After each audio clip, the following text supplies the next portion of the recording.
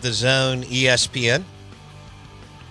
We're live in the Bank Plus studio, and the show is driven by your next GMC Sierra truck, GMC Yukon. Fowler GMC, Pearl Brandon, FowlerGMC.com. Fowler, Fowler, FowlerGMC.com. Don't forget, right now is the time to book your 24 to 48 hours of fun for March Madness on the property of Pearl River Resort. And they've got the Golden Moon Casino Vegas-style sportsbook. Bet $50 there. Play award-winning Dancing Rabbit Golf Club for $40. Bet 50, play 40 on the property of Pearl River Resort. We welcome in Brad Henderson. Ole Miss baseball color analyst, played there, had a hell of a career.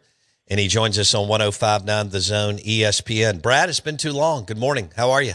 Yeah, good, Bo. Appreciate it, man. It's always good when you call because that means baseball season's right around the corner. Amen to that. First, I got to start. How did y'all make it through the ice snowstorm? Yeah, it's been a grind, man, and it's not quite over yet. Talked with some people yesterday that still don't have power, but Oxford's been a resilient town, and it's just been neighbors helping neighbors. But we're kind of on the backside of it now, and finally getting some good weather. But it was a tough 2.5 week stretch for sure. Good grief. Well, I'm glad that y'all are turning the corner. And I know it's been rough. I talked to several of my buddies up there that live up there.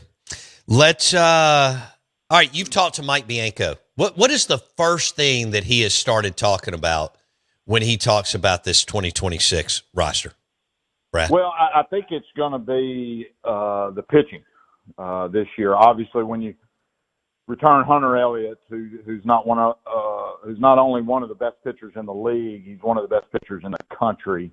When you can run him out there in game one, that's an advantage. 10-win guy last year, over 100 strikeouts. So obviously that's where you start. And then I think the depth. We had 8 pitchers last year get drafted. I think the school record is 9. This year could break that. I think they truly go 11, 13, 14 deep, maybe. Obviously, when we flip the lights on, we'll find out. But I think it's going to start on the mound with this team, and then obviously offensively getting several guys back, power guys especially, Furness, Foley, Utermark. They hit 55 home runs between the three of them. On a team that broke the school record last year for home runs. So there's a lot to be excited about, but I think, any year you feel good about your pitching, it starts there with Coach B. Well, let's start with one of the best pitchers in the country, like you said, Hunter Elliott. What do you love about what he brings to the mound on Friday night for Mike and the team? Well, I mean, I think people have seen it since he stepped on campus in 22 as a freshman when we won it all. Just his kind of bulldog mentality, how tough he is. This fall they kind of had him on a velocity program, so I think you're going to see that be a tick up from what it's been in the past. But I mean, the kid's just special. He just knows how to pitch. And he's not scared of the moment. It hasn't been since he's been here. And his leadership, the way he goes about his business. He's not a huge vocal guy, but his work ethic and what he puts into his art, guys kind of feed off that and want to play behind him. So, it'll be fun to run him out there tomorrow and get him going this year. And, he just kind of gives you that sigh of relief going in on Friday that you got a true Friday guy in Hunter Elliott. Yeah, isn't it crazy he's still there, Brad? It is still crazy, but obviously everybody's glad to have him back. And in this new era, NIL era, portal era, I think he probably talked to some people and tested the waters and realized that the best decision was to come back, and Ole Miss fans are certainly excited about that. Yeah, he's so good. Brad Henderson talking Ole Miss baseball. Do you know how many – is this Mike's 25th year? I don't even know, Brad. I think it'll be 26 this year. Yeah, 26. 26th year. What? Yeah, most tenured coach in the league. Yeah, so he's been a staple, and obviously the stories, of the success that he's had. And I'll be honest with you, Bo. Winning it in 22 and 23 and 24 were down years. And last year you kind of have in the back of your head, you don't really know what to expect. But we run a team out there that wins 43 games and goes 16-14 in the league and hosts for regional, and you feel like it's trending back in the right way. Yeah, no question. Brad Henderson on 105.9 The Zone, ESPN. So walk me through the rest of the rotation, Brad. Weekend. Okay, they're going to throw sophomore Cade Townsend Saturday, and he's really taken the next step to this point. He had some good outings last year, but like all freshmen, it's kind of up and down. But I think you're going to see a kid that's a little bit more physical. He's up about 10 pounds. He's going to be mid-90s with the fastball, with really good off-speed stuff. I think they feel like if he can really settle in and kind of take charge of the moment, he's going to be a really high draft pick. The stuff is special. But again, I go back to, can he make that jump from his freshman year? To me, that's the most important time, is from your freshman to your sophomore year. Can he slow the game down? He's been able to do that through the fall and the spring. But again, we'll find out game 2 this weekend against a good Nevada team. Okay. You're listening to Out of Bounds, 105.9 The Zone, ESPN. Brad, how many years have you been doing this now, Brad Henderson? Well, this will be year 7, and man, it goes fast. And it's been a fun ride. Obviously, COVID year was my first year, 2020, and just the quality of kids they bring in make it so much fun, because there's good kids to be around. And again, a lot of excitement this year. So, yeah, year 7. It's hard to believe, but I'm looking forward to it. So outside of Oklahoma and Texas, because of the rotation, you've hit all the venues, haven't you? Yeah, we actually went to Oklahoma last year. Okay. And we will go to Texas this year. And so I'll have them all under my belt. I'm excited about that. I've never been to Texas for baseball series, so I'm looking forward to that. But man, you keep mentioning teams like that, and you just think about this league and what a gauntlet it is. But I got the best seat in the house, no pressure, right? You just kind of get to get up there and call a ball game. But yeah, I'll have them all under my belt after we go to Austin this year. So it'll be that'll be I can check that one off the bucket list. What's your, we started talking to you a few years ago, and I've been doing this for 23 years, I guess, hosting this show, which is scary. But you go in and you've got your own career in business, but you played. But it's not like you had been doing a lot of this prior to. Now that you're a veteran and you've been doing it for several years, what's the one thing maybe that surprises you, or your takeaway of doing this for 56 games throughout the season?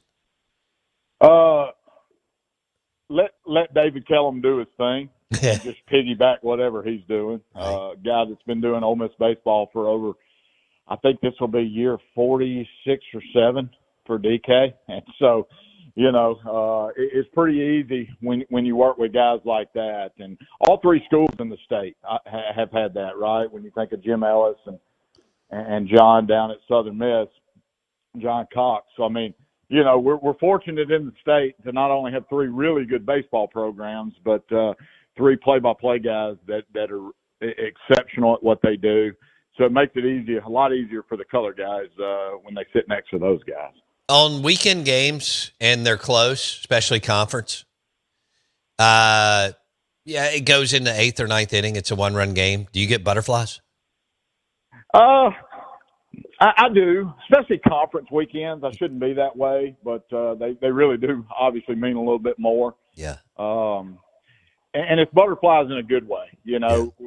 Having played, you could kind of control it, right? And when you're doing the color, all you can do is talk about it. And it's a good nervous, but it's exciting too, because you even if we're not at home, all the venues, they step it up a little bit more in those last few innings when it's close. Oh, And yeah. it's just fun to be in that environment, and you miss it because you used to play in those environments, but it's still an awesome place to be and an awesome experience to get there and see these young men get to experience that. No doubt. You know, the electricity of getting into about the 8th inning on a Friday night, there's just something about it in this league, isn't it? Yeah, because, typically you kind of let the game play out the first 6 innings, and then you start, then comes the schemes, right? The X's and the O's and the matchups, and it's fun to see the chess match at that point. And but at the end of the day, it's about the kids performing and can they make the big pitch or get the big hit or make the defensive play to get off the field. And that's what makes college baseball so special. You mentioned the trio of power hitters that are back in Furnace and Crew, and these guys can change the game in one swing. What have the coaches told you about those guys, fall and the 4 to 6 weeks going into this season, as far as where they are today compared to last June, Brad? Yeah, I think just the maturity. Will's always been a really good hitter. Furnace, he hit 12 home runs last year. I feel pretty confident, he'll be around that number or even better this year.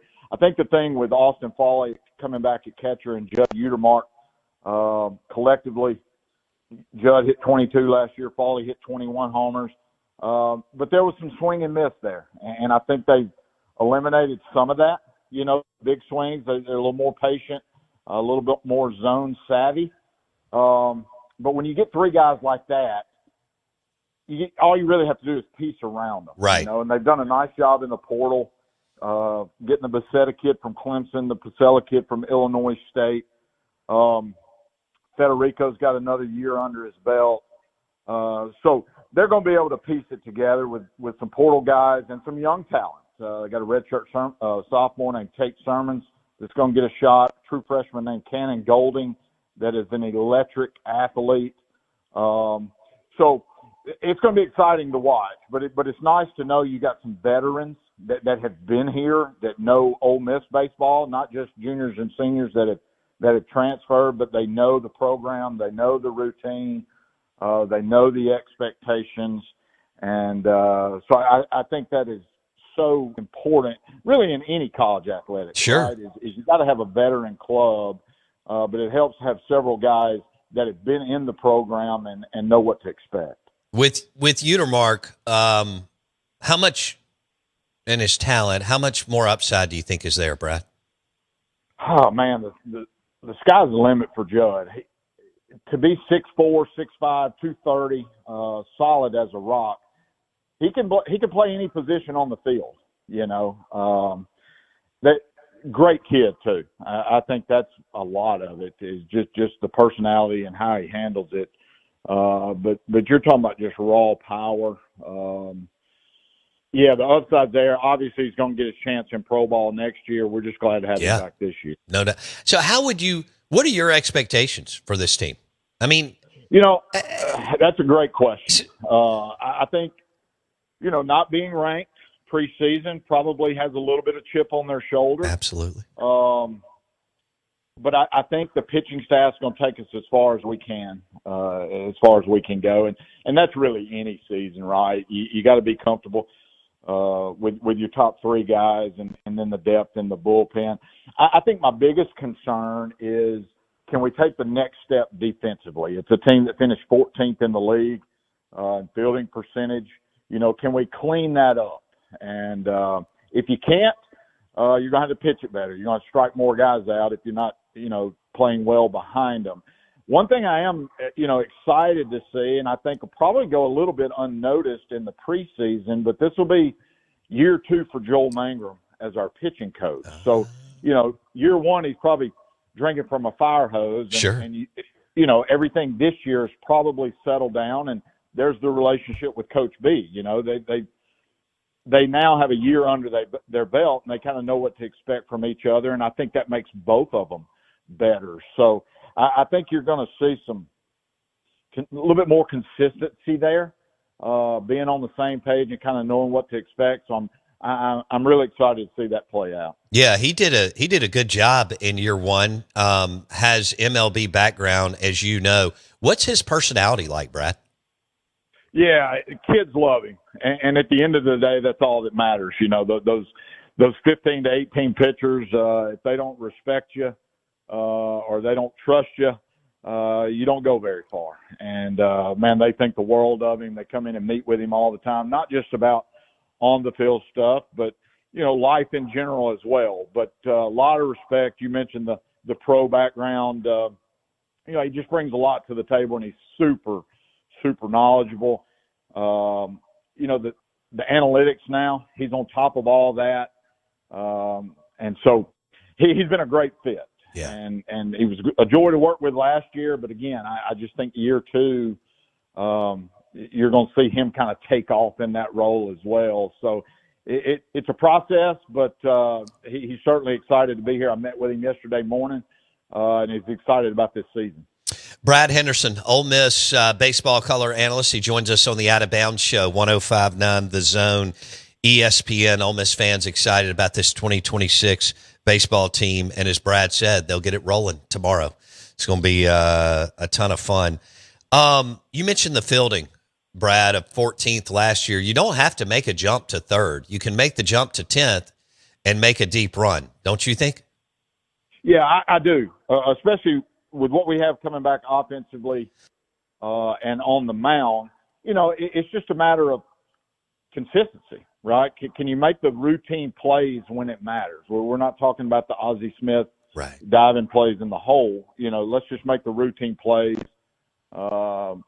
You know, hit the cutoff man, back up bases. Just it's the little things that win in baseball, and we didn't do that at a consistent level when it mattered most last year. I go back to the regionals in the last game of the year. You know, we missed some cutoff men, and the moment kind of looked too big, and we fought and clawed our way back into it, but just couldn't pull it off there in the end against a Murray State team who was extremely hot at the time. And so you just want to see them clean it up. And I think when you bring back veterans, that's a big part of it. And so you hope the game slows down and they can breathe a little bit easier, and we'll see. So that, like I said, that's my only concern. You just want to see that aspect of the game be a little bit more crisp.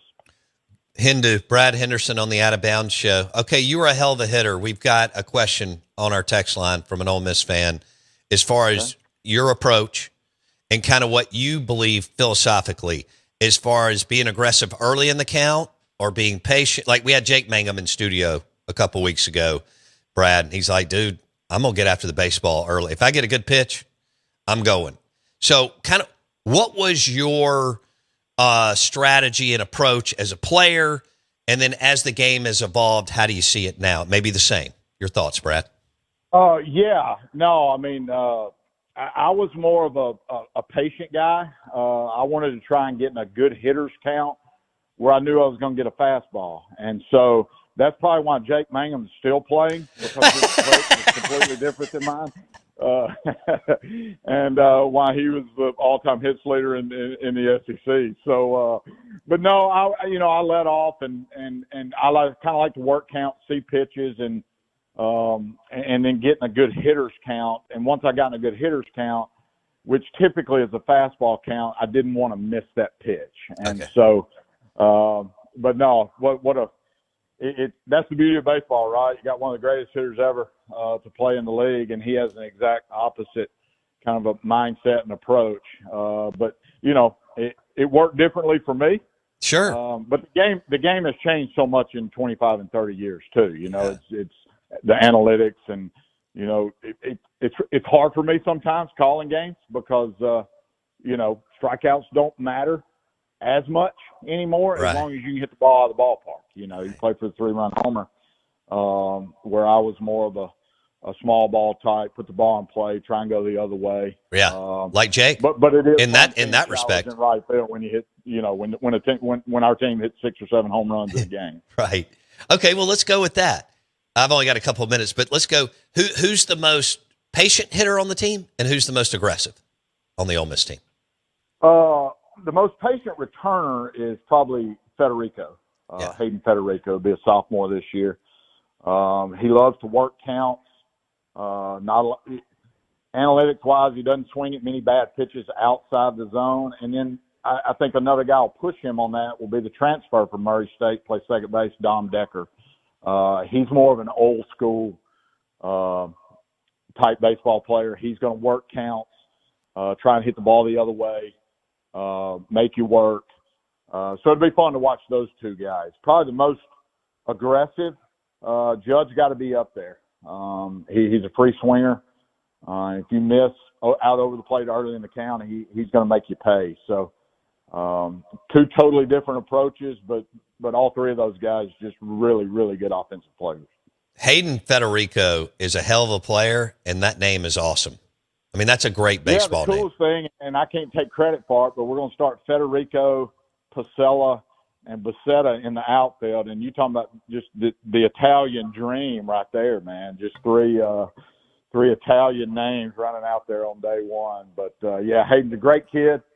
Comes from a baseball family. His dad's coached for a long time. He's at La Tech now, but was the head coach at Monroe for a long time. Okay. I've known him for a long time. So he's just a baseball guy. That's all he knows. But he's just one of the pieces that hopefully helps us get to where we want to get to this year. That's awesome. It sounds like an awesome charcuterie board when you rolled through those names. He is Brad Henderson, Ole Miss baseball color analyst. He's ready. We're ready. 56-game marathon in Oxford and Starkville and Hattiesburg. It's going to be a ton of fun. Hey, we want to catch up a few times throughout the season, Brad. We appreciate you today. Yeah, thanks for having me, Bo. See you, buddy. Brad Henderson, Hindu, on the Out of Bounds show. Great player for Ole Miss and good dude. And then now, as he basically said, living the dream. I mean, he's got a big boy job. But to also be able to be the color analyst for your alma mater where you were a hell of a baseball player while they've been winning and call a national championship team. And then the other, I mean, they had a hell of a year last year. Won 43 games, came on. People were, going crazy. Are they going to win? And they did. And Hunter Elliott's back. And he's a lefty, and he's filthy. He is filthy from the left side. And he's played forever. He's got multiple pitches. And that pickoff move. Good hell. So, Utermark, that guy hit a few that still haven't landed. Those things went to Tupelo. We're live in the Bank Plus studio. The Out of Bounds show is brought to you by Taste Italian Kitchen. Wendy got the bolognese Monday night at Taste Italian Kitchen. It was fabulous. TasteItalianKitchen.com. Make a reservation for Ridgeland or Starkville. TasteItalianKitchen.com.